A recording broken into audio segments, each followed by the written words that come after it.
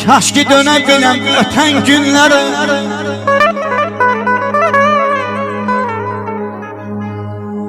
Kaş ki dönebilem öten günlere, atan analı biten günlere.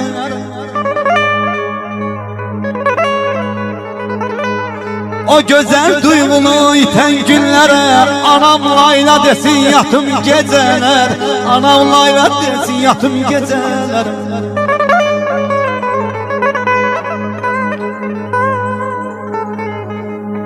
Yine nağıl deyem bana o evden,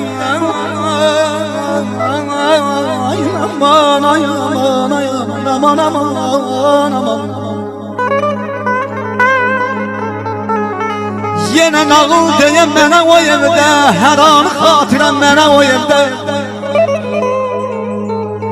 Yine o hayatta, o köhne evde, anam layla desin yatım geceler, yatım geceler, yatım geceler. Sultan deyir ki, məndən sizə əmanət. Ay anası olanlar,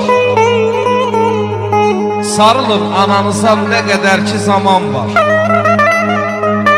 Neçə ki gözünüzə baxır ana gözləri, çatır qulağınıza nəsihəti, sözləri, oxşuyun saçlarını, baş qoyun sinəsinə, qulaq asın bir ana ürəyinin səsinə.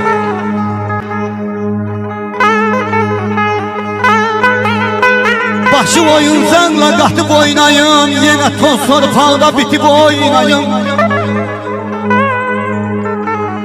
Arzuyam burada çatıb oynayım, anam layla desin yatım geceler, anam layla desin yatım geceler.